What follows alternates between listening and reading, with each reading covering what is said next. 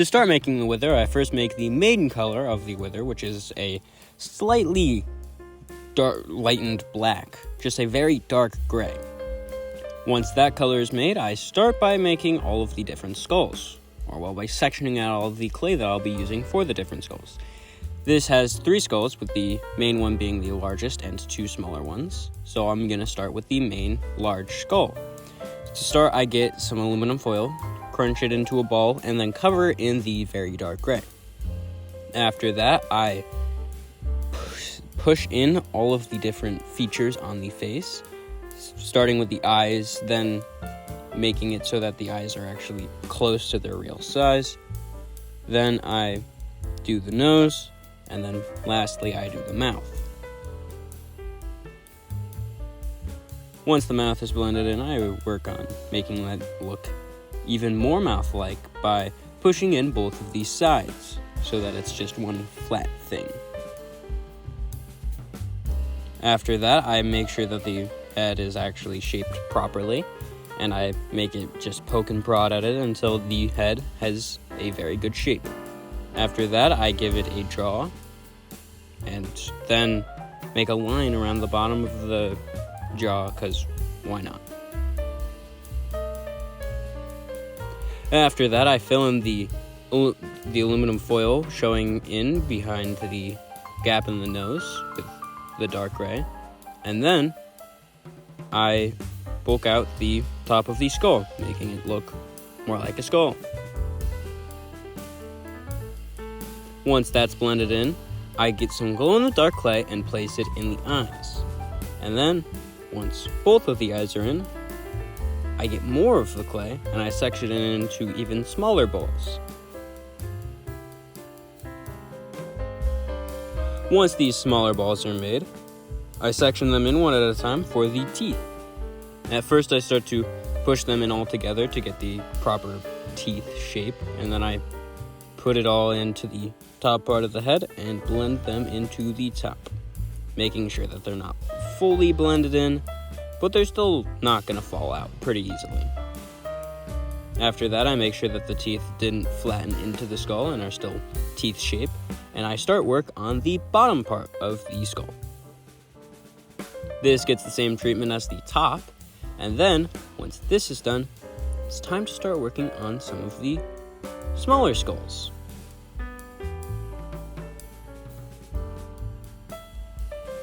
Both of these skulls start the exact same way, with an aluminum foil base that gets covered in the dark gray.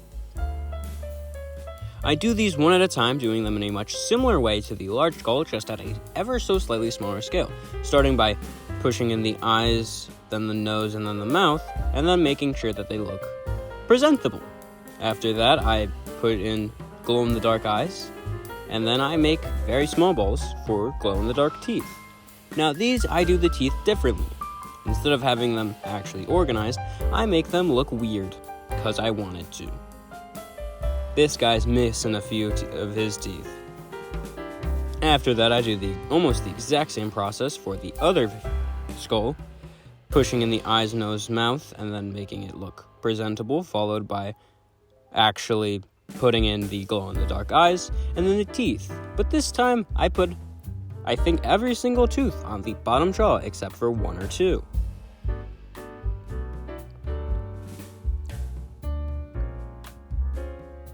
Once all of the teeth are blended in, it's time for all the 3 skulls to get baked. Then, because the smaller 2 skulls are a little wonky looking, I put some extra clay to bulk them up and make them look slightly better. I'm not saying that they look like real skulls, I'm saying that they look better, in my opinion. This happens to both of the smaller skulls, but since I felt that the larger skull was presentable, I did not bulk it up at this time.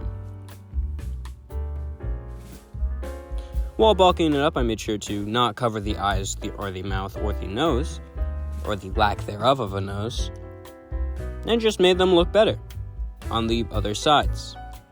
After that, after all of these skulls are made, I roughed them up a little. I gave them a couple scuffs to make them look worn, weathered. Once all of them looked pretty weathered, it's time to move on to the body, or in this case, just a spine and some ribs. I get 2 paper clips here, and I wrap one of the paper clips around the other, making sure that this second paper clip is not even in size because I wanted it to look wonky. Then I cut the paper clip to making sure that the heads can fit on all at the right size, and I put the middle I cover the middle with some clay in order to make sure that it won't move around and it actually has some structure. And after that, I drill some holes into all 3 of these skulls to make sure that they can actually attach to this armature.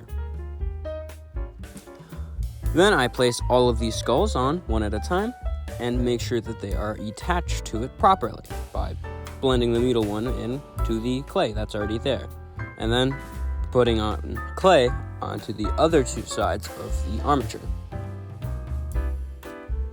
When putting on clay here, I make sure that these get blended into the skull to make sure that these skulls won't fall off.